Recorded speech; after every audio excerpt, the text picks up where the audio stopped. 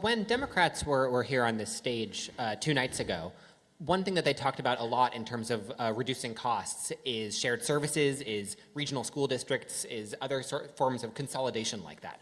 Mr. Chitterelli, do you agree that that should be a focus on reducing costs? We have 564 towns. We have 600 school districts.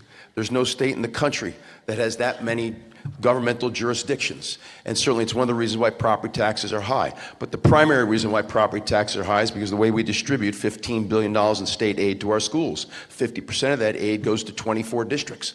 I don't think that's fair. It results in a cost per pupil that's off the charts. Again, as I said earlier, you're not going to justify to me why some districts have a cost per pupil of $35,000 to $40,000 when the state average is somewhere around $15,000 or $16,000 per student. So as governor, if people at the local level want to regionalize or want to consolidate, as Princeton Borough and Princeton Township did when I represented them in the state legislature, I will do everything in my power to incentivize them to go through with the plan. And we did just that for Princeton Borough and Princeton Township. We paid for, the state did, all the one-time upfront costs that are associated with the regionalization consolidation. So can we use more regionalization consolidation? Yes, but that is a local decision. We are a home rule state.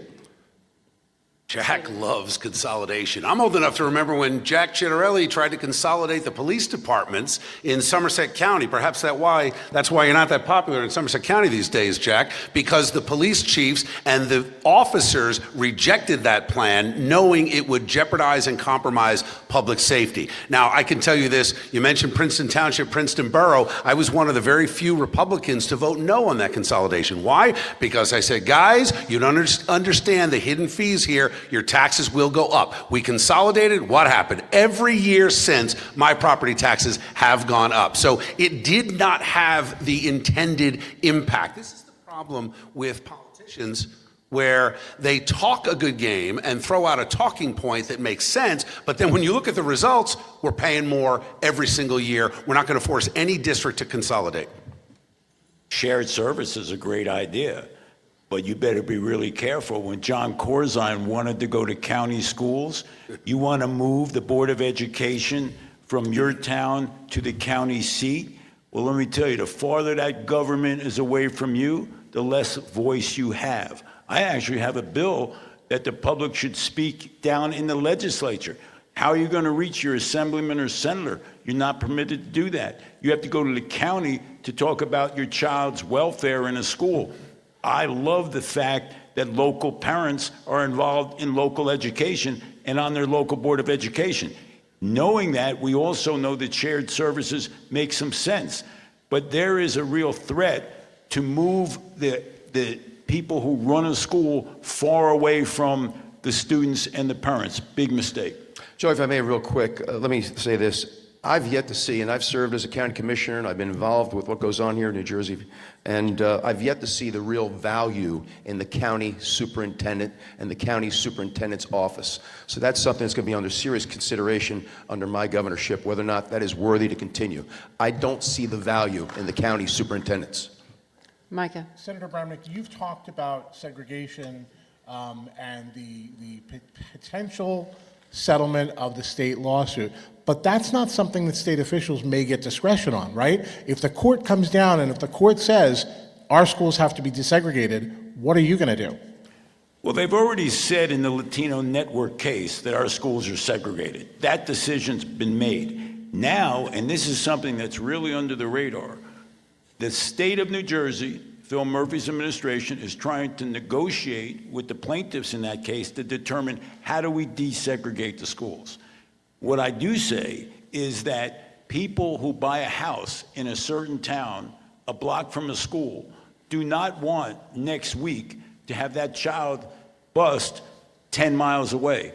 I will make sure, and this is a really serious priority, I want to make sure that when you pick a school district, you go to that school.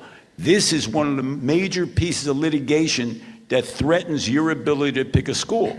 Now, is there a way to desegregate the schools? Well, that's what's being negotiated now. But in my judgment, I put a constitutional amendment in that you have the absolute right to stay in your school, in your district, and that should be passed by the legislature. No busing 10, 15 miles away. I was bused in Plainfield, but I was bused within Plainfield to Washington School in 6th grade as part of a desegregation plan set by the United States Supreme Court. That works well. But moving children 10 or 15 miles to satisfy the Supreme Court decision, I will stand and fight that. Jack Ciattarelli. Mike, as governor, I will appoint conservative judges to the Superior Court and to the state Supreme Court. The next governor will have the opportunity to do 2 new state Supreme Court justices, one of which is the Chief Justice. But here and now, my job is to get our schools performing as soon as possible, because what's going on is criminal in terms of letting down these children and these families. And the way to do that is by changing the public school curriculum. The way to do that is providing school choice. In Phil Murphy's 8 years in office, nearly 8 years, he's only approved 1 charter school. Look at the success that the Chris Christie approved charters have had in places like Camden and Newark. And take into account that every time one of those charters is opening, when we have a lottery, the demand exceeds the supply. And it's heartbreaking that some people go home to a failing school system.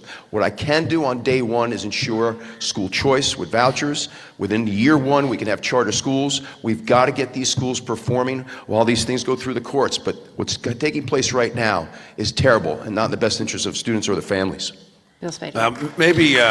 Maybe Jack has forgotten from his time in the legislature. He's not going to get a voucher program in without the legislature, and we're not going to have a Republican state Senate because they're not up until 2027. So what we're going to have to do is what I said back at the beginning of the conversation talking about affordability, and that is use the power of the executive to go in and fix our failed public schools in the cities, Newark, Patterson, Irvington, et cetera.